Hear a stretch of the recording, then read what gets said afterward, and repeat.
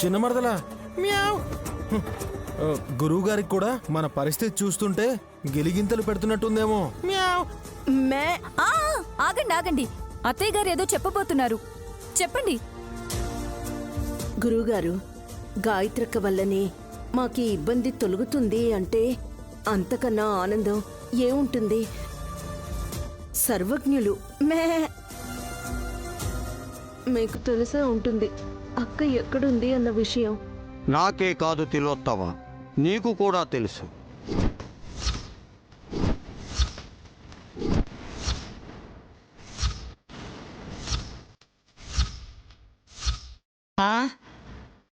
మాకంటే నాకా ఆశ్రమంకా విషయాలుకా ఎవరు సమ్మె? మావయ్య, మీకు అంటే అందరికీ అని ఒక్కొక్కరిని చూపిస్తూ నువ్వు అడగాల్సిన అవసరం లేదు.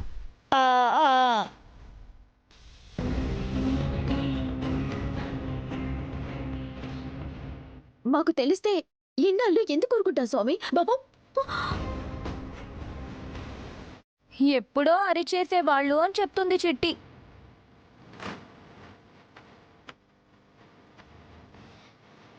స్వామి, అమ్మగారి ఆచూకీ నీడ రూపంలో తెలిసింది, కానీ ఆ తర్వాత ఎలాంటి సమాచారం మాకు కనపడలేదు.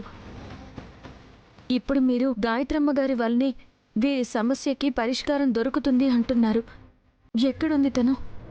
ఇక్కడే కూర్చుని ఉంది కదా నాయని.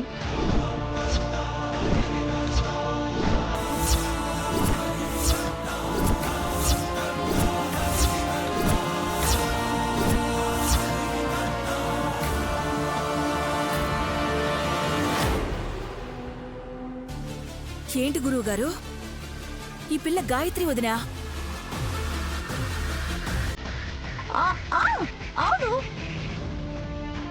వదినా, అవును, గురువుగారు చెప్పాక మనం కూడా ఒప్పుకోవాల్సిందే కదా. వదినా, ఈ పిల్లకి గాయత్రక్క పూర్తి పేరు పెట్టినందుకే తను కూడా గాయత్రీదేవి అవుతుందని మాత్రం చెప్పకండి గురువుగారు. ఆస్తులు పిల్లకి కలిసొచ్చినందుకు తనే యువరాణి అయింది కాబట్టి తనని గాయత్రి పెద్దమ్మగా గుర్తించండి అని ఆదేశించండి గురుగారు. మ్యావ్.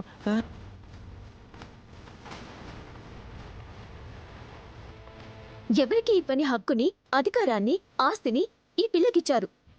మేం కూడా ఆ గౌరవం ఇవ్వాలని మీరలా చెప్పకండి బాబు. లేదు, నేను నిజమే చెబుతున్నాను. మీరే ఎక్కువగా ఊహించుకుని కంగారు పడుతున్నారు.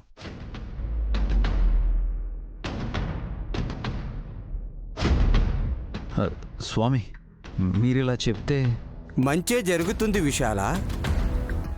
నా తొలి బిడ్డ ఎన్నాళ్ళైనా దొరకలేదని నేను పడుతున్న బాధని చూడలేక ఇలా చెప్పి నన్ను సంతోషపెట్టాలనుకుంటున్నారా స్వామి?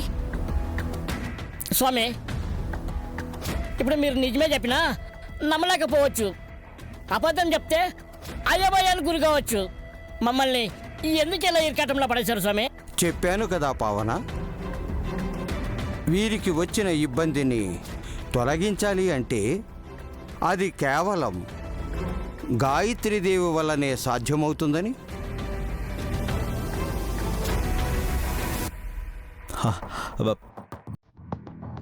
ఈ పాపని గాయత్రక్క అనుకోవాలా? గాయత్రక్కనేనా?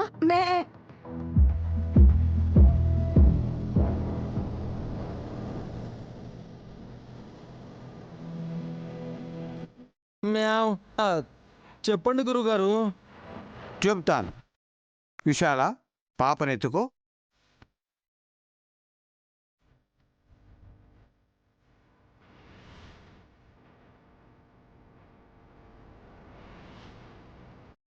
ఈ గాయత్రినే నేనెందుకు గాయత్రీదేవి అన్నాను అంటే, నిన్ను కన్న తల్లి అరచేతిలో నాగరేఖ ఉన్నట్టే ఈ పసిబిడ్డ హస్తముద్రికల్లో సర్పరేఖ ఉన్నది.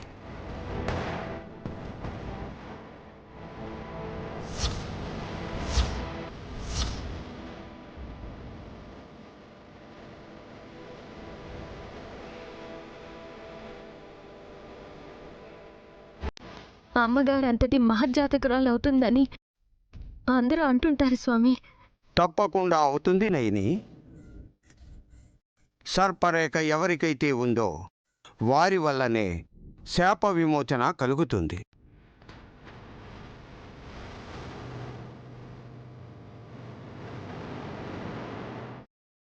ఇప్పటికిప్పుడు గాయత్రీదేవిని వెతికి తీసుకురాలేం కాబట్టి ఈ గాయత్రి పాప కూడా నాగరేఖ ఉన్నందున తనని గాయత్రీదేవిగా భావించి తన చేత్తో వీరి స్వరపేటిక మీద విభూది రేఖలు రాయించండి.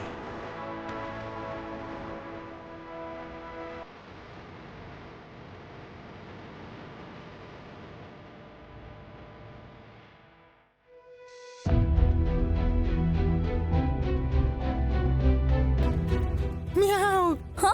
పరిష్కారం వద్దా? మధ్యలోనే మ్యావ్ అంటున్నారు. ఏయ్, సంతోషంతో మ్యావ్ అన్నానే.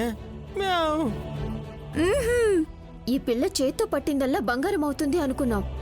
ఇప్పుడు చేతిలో నాగరేఖ కూడా ఉంది అంటే తనది ఆసమాసి జాతకం కాదు. బాబో,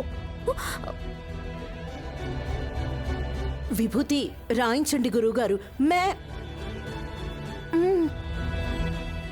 బలవంతంగా అలా నోరు అదిమి పట్టుకోకండి అత్తయ్య.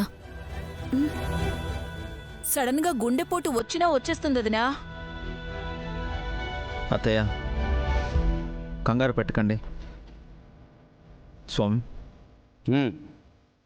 గాయత్రీదేవి చేతితో విభూది రేఖలు రాయించండి. అలాగే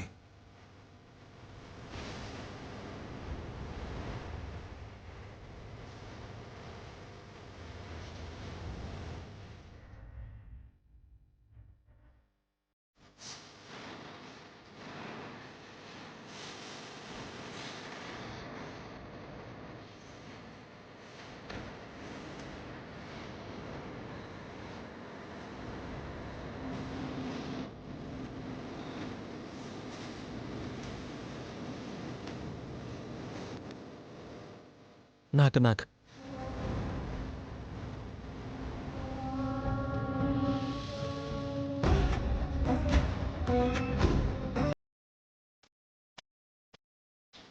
ఇప్పుడు మామూలుగా మాట్లాడుతున్నా గురుగారు. మ్యావ్. ఆ.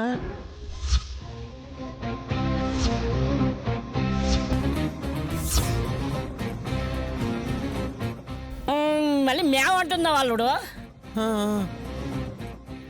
విభూతి రాస్తే మామూలు అవుతుందన్నారు కదా బాబు. ఇంకా కార్యం సంపూర్ణం కాలేదు సుమన.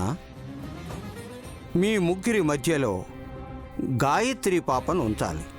ఆ తర్వాత మీ 3 తలలు ఒకదానికొకటి తాకించుకొని, తల్లి విశాలాక్షి మా అపరాధాన్ని క్షమించమ్మా అని కోరితే అప్పుడు నాగయ్య వచ్చి మీ గొంతు చుట్టి మీ స్వరంలో ఉండే అపస్వరాన్ని తొలగించి వెళ్ళిపోతాడు. పామే ఆ. పామే. ఆలస్యం చేస్తే ఆశాభంగం. నాగయ్య ఏ హాని చేయడత్తయ్య. బాబుగారు, పాపనివ్వండి.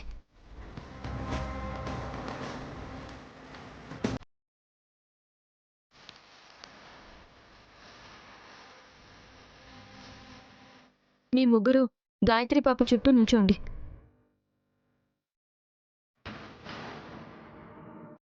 తలకాయలు ఢీ కొడుతూ ఆనించుకుని నుంచోండి. సున్నమ్మా, కాస్త కాలు పైకెత్తి తలానించమ్మా. రండి.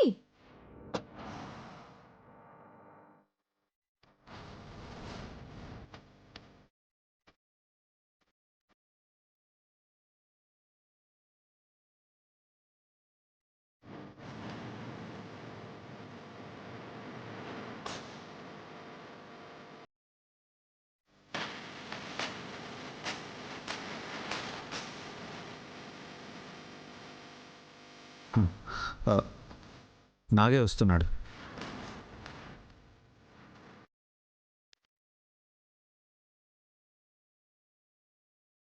క్షమించమని అమ్మవారిని అడగండి. క్షమించు తల్లి. విశాలాక్షమ్మ, తెలిసి చేసిన అపరాధమైన మమ్మల్ని మన్నించు. మన్నించమ్మా.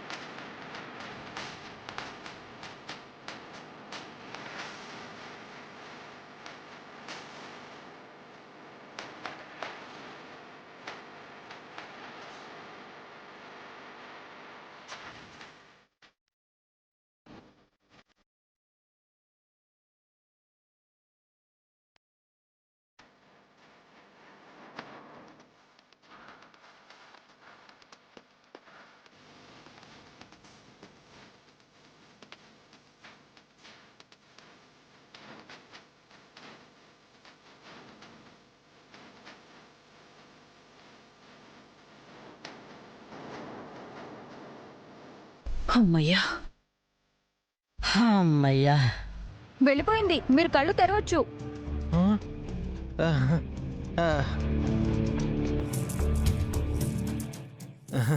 అమ్మయ్యా, వెళ్ళిపోయిందా? అమ్మయ్యా. రేయ్, నువ్వు మ్యావ్ అనట్లేదురా. ఆ? అత్తయ్య, మీరు కూడా అనడం లేదు. అరే, నువ్వు కూడా బాగున్నట్లేదు చిన్న మరదలా.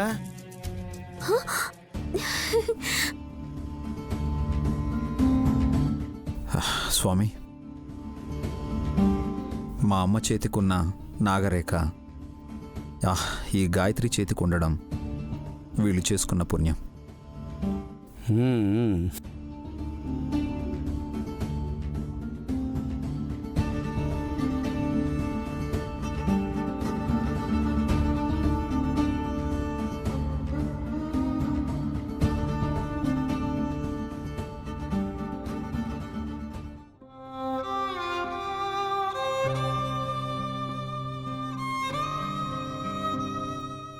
అమ్మగారు, ఎంత విచిత్రమో తెలుసా? మీ అరచేతిలో ఉండే నాగరేఖ నేను దత్తత తీసుకుని నా బిడ్డగా చూసుకుంటున్న గాయత్రి పాప చేతిలో కూడా ఉందట. పేరు ఒక్కటే. నేను కన్న తర్వాత దూరంగా వెళ్ళిపోయిన మీ వయసు కూడా దాదాపు ఒక్కటే. అన్ని విషయాలలో మీలాగే ఉంటున్న ఈ గాయత్రికి మాకు ఏంటి బంధం? చెల్లిది ఆవేదన లేకపోతే అనుమానమా? చెల్లి, నువ్విక్కడున్నావా? నీకోసం ఇక్కడ తప్ప అన్ని చోట్ల వెతుకుతూనే ఉన్నాను. ఎందుకక్క? నేనొక వెరైటీ వంట కనిపెట్టాను. రుచి కూడా అద్భుతంగా ఉంది. మంచిదక్క. అంత సింపుల్ గా చెప్తావేంటి చెల్లి? పేటెంట్ రైట్స్ వచ్చేలా ఉంది నా వంట. దాని పేరేమనుకున్నావు? చీ చా. అలాంటి పేరు పెడితే చీ అంటారు. ఏం బాలేదంటే నువ్వు చా అంటావు వదినా. నువ్వు కూడా ఇప్పుడే రావాలా నాయనా? వెళ్ళిపోనా వదినా? వెళ్ళు. బాబుగారు, ఒక్క నిమిషం. మీరు రావడమే మంచిదైంది. వై? నా వంటని టేస్ట్ చేసే కర్మ తప్పిందనా? అయ్యో, నేనలా అనుకోలేదక్కా. అనుకో, పర్వాలేదు చెల్లి. నువ్వేమనుకున్నా నేనేం అనుకోను. ఎందుకంటే ఇప్పటిదాకా నువ్వనుకున్నవన్నీ అధిగమించాలని నేననుకోని నీ దగ్గర అలా అన్నాను అని నీతో నేను అన్నా అనకపోయినా అనుకోని విధంగా. బా వదినా, ప్లీజ్ నైని మాట్లాడి నువ్వు. మాట్లాడితే నీకే ఇబ్బంది అయ్యా. అదేంటక్క, బాబుగారిని కష్టపెట్టేలా నేను ఎప్పుడైనా మాట్లాడానా? హా? ఆహా, లేదు లేదు, అందుకే కిచెన్లోకి వచ్చి నా వంట చూడు అని అంటున్నాను. పద. వదినా తర్వాత చూస్తుందిలే. నువ్వు చెప్పు నాయని. చెప్పుకుంటేనే ఇబ్బంది. చెప్పనివ్వకపోతే ఇంకా ఇబ్బంది. అయ్యో, నీకు తెలీదు విశాల్. తెలుసుకోవాలని అడుగుతున్నాను. అందుకే మిమ్మల్ని ఆగమన్నాను. అయ్యో అయ్యో అయ్యయ్యో, ఎలా తల్లి నేను బయటపడేది? వదినా నువ్వు ఒక నిమిషం ఆగు. నాయని నువ్వు చెప్పు. చెప్పేదేం లేదు బాబుగారు, అడగాలనుకున్నాను. ఏంటది? గాయత్రమ్మ గారి అరచేతికి నాగరేఖ ఉన్నట్టే గాయత్రి పాప అరచేతిలో కూడా సర్పరేఖ ఎలా ఉంటుంది?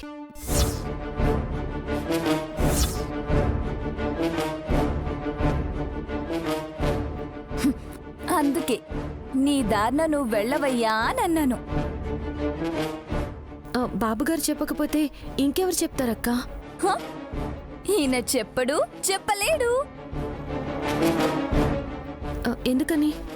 ఆ, ఆ, అది ఎందుకంటే అది దైవ నిర్ణయం నాయని. ఆ, మాయా, విశాలాక్షమ్మ తల్లి ఆడే ఆట. పేరు, వయసు, అర్హత అన్నీ అన్నీ అమ్మగారితో సరిపోల్చుకునేలా గాయత్రి పాప ఉందంటే మనకు తనకి ఎలాంటి సంబంధం ముడిపడి ఉందంటారు? ఉంది నాయని.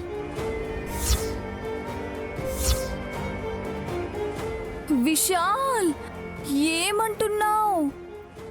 అవునదినా, గాయత్రికి నాకు గత జన్మ బంధం ఏదో ముడిపడి ఉన్నట్టుంది. లేకపోతే అన్ని విషయాల్లో ఇన్ని విధాలుగా మ్యాచ్ కావు. మేబీ పోయిన జన్మలో గాయత్రి కడుపున నేను పుట్టడమో, లేకపోతే నా బిడ్డగా తను పుట్టడమో, ఇలా ఏదో ఒక బంధం ఉండే ఉంటుంది.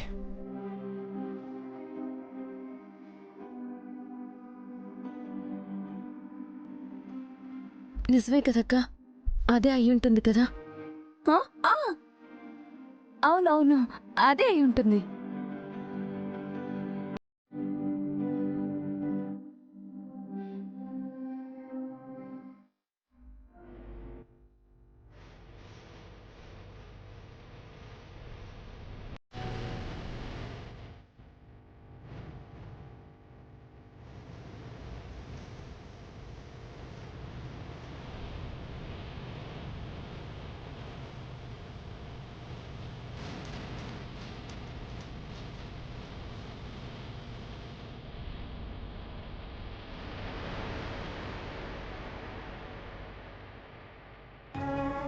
మెట్లొస్తే చెప్పమ్మా. నేను చెప్తాలే, నువ్వు కంగారు పడకు. వయసు మళ్ళిందాని కదా, కింద పడితే నా మంచి చెడ్డ చూసుకునేదెవరు? నేను చూసుకుంటాను నాగులమ్మా.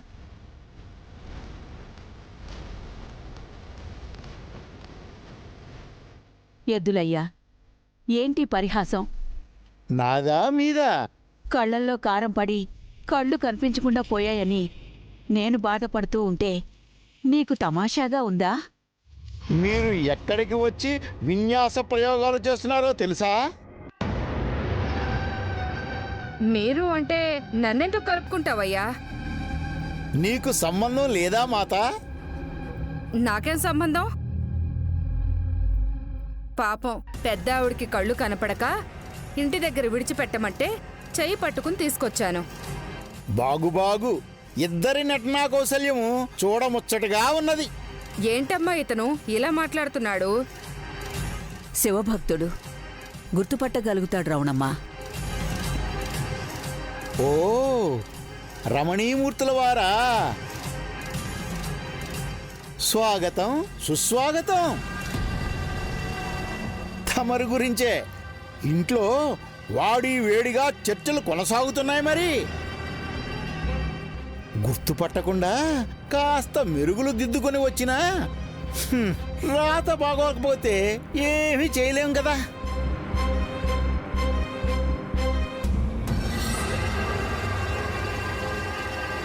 ఎద్దులయ్యా నాకు కళ్ళు కనిపిస్తున్నాయి కానీ ఈ విషయం నువ్వెవరికీ చెప్పకు.